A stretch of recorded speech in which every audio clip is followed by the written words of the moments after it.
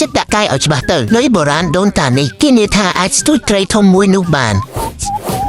អ្នកស្ទូចត្រីម្នាក់នេះប្រានុយស្អីហ្នឹងដូចជាមានអធិពលតាក់ទាញខ្លាំងម្ល៉េះនៅក្នុងបឹងនេះរាប់សិបឆ្នាំមិនដែលឃើញរបស់អីទំនងបែបនេះទេនេះ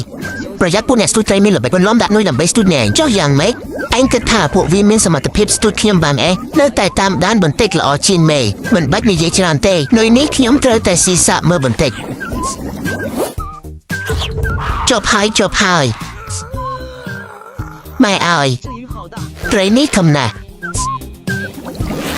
អ្នកស្ទូចត្រីម្នាក់នេះប្រើដងសន្ទូចអីគេប្រើកម្លាំងខ្លាំងម្ល៉េះហើយនៅតែមិនបាក់មិនខ្វល់ព្រោះដងពួកនោះបើមិនបាក់ដងសន្ទូចក៏ត្រូវខ្ញុំអូសធ្លាក់ទឹកដែរលើកនេះជួបរបស់ពិតហើយមើលទៅ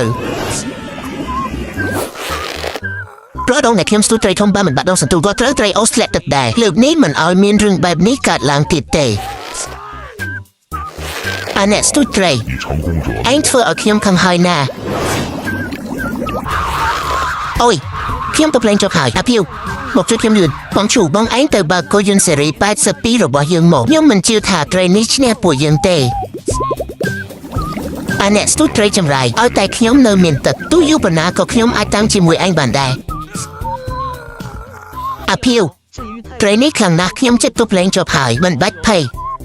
មានអាភីវនៅទីនេះហើយអាភីវថយក្រោយបន្តិចគូតឯងកាត់ខ្ញុំហើយអូខេកម្លាំងពួកអ្នកស្ទូចត្រីដូចជាខ្សោយជាងមុនប្រហែលជាអស់លទ្ធភាពត្រឹមនេះហើយហាជ័យជំនះលើកនេះគឺជារបស់អ្នកសង្គ្រោះមកដល់ហើយចង់ខ្សែជាប់ទៅដល់ថ្នាក់ប្រាកុយយន្តហើយមិនជឿថាទាញត្រីនេះមិនរួចទេកម្លាំងនេះមិនអាចទេអ្នកស្ទូចត្រីម្នាក់នោះមិនក៏មានកម្លាំងខ្លាំងម្ល៉េះ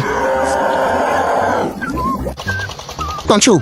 ចាំមិនខាយបន្ថែមកែទៀតទៅមិនអាចទេខ្ញុំជន់អស់កែហើយមិនសមទេសំបីតែកុយយន្តក៏ទាញត្រីនេះមិនរួចដែរ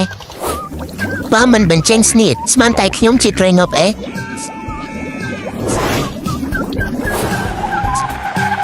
មិនមែនទេមិនក៏ខ្ញុំមានអារម្មណ៍ថាពួកយើងស្ទូចជាប់បិសាចចឹងជីយកមែនតែនហេ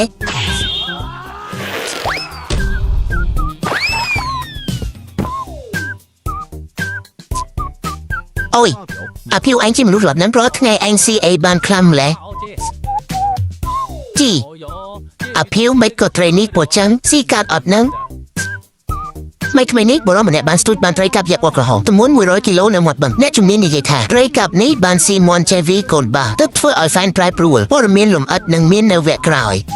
ត្រីកាប់មួយនេះគឺជាត្រីកាប់មីសក្នុងរឿងព្រេងមែនទេមើលទៅរូបរាងពិតជាដូចលោកនិយាយមែនឲ្យថ្លៃ5លានប្រាប់ពួកគេឲ្យលក់ត្រីនោះឲ្យយើងត្រីនេះមានតម្លៃខាងអស្ចារ្យបុរាណខ្ពស់ណាស់មានប្រសិទ្ធភាពជួយឲ្យករឿងមុំដូចដែកថែបហេ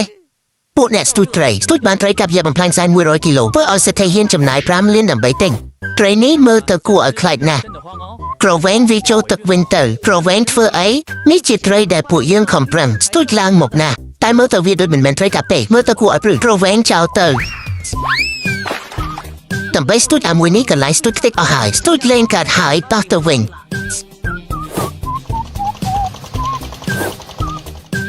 អូហូឡាន Lamborghini វើយ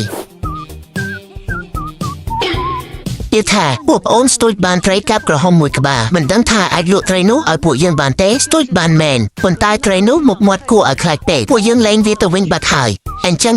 ស្ដាយណាស់បំរុងថានឹងទិញត្រីនោះពីពួកអូនក្នុងតម្លៃ5លានថាម៉េច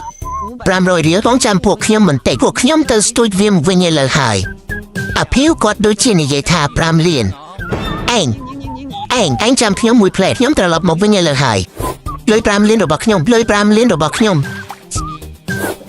ពួកអ្នកស្ទូចត្រីនេះចង់លេងសិតស្អីស្ទូចខ្ញុំបានហើយស្មានតែត្រូវយកទៅដាក់គ្រឿងចំហុយហើយតែជាលេងខ្ញុំមកវិញពិតជាមិនយល់សោះចង់ប្រមាថពួកយើងមែនទេ5លានរបស់ខ្ញុំកុំរត់វើយឯងធ្វើអីហ្នឹង5លានរបស់ខ្ញុំកុំរត់ជប់ធ្វើបាបខ្ញុំទៅបានអត់សម្លាប់ខ្ញុំឲ្យផុតទៅខ្ញុំមកវិញហើយមិនមែនឯងក្រវែងត្រីចោលហើយទេអីមិនក៏រកឃើញវិញខ្ញុំចាប់បានមកវិញរឿងចាប់បានមកវិញយ៉ាងម៉េចមិនបាច់ខ្វល់ទេច ចុះលុយ5លានរបស់ខ្ញុំក្នុងកាតនេះមាន5លាន degree ដែលបានសហការបើលើកក្រោយស្ទួចបានត្រីបែបនេះទៀតហើយកាយយើង degree នឹងទទួលទិញហេហេមិននឹកស្មានថាស្ទួចត្រីសោះបាន5លានហាស្ហា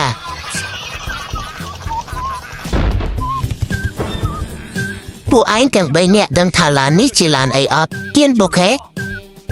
ចប់ហើយលើកនេះធ្វើមិនទៅបើកូយនអេតចាយមិនចេះមើលផ្លូវទេអីរាប់ឲ្យដឹងឡានខ្ញុំមួយគ្រឿងនេះទិញកូយនអេតចាយឯងបាន 100000 គ្រឿងបងប្រុសសុំទោសមិនពួកខ្ញុំសប្បាយចិត្តពេក សូមរងចាំទស្សនាភាពបន្តនិងកុំភ្លេចជួយ like share ដើម្បីទទួលបានវីដេអូថ្មីៗផងដែរ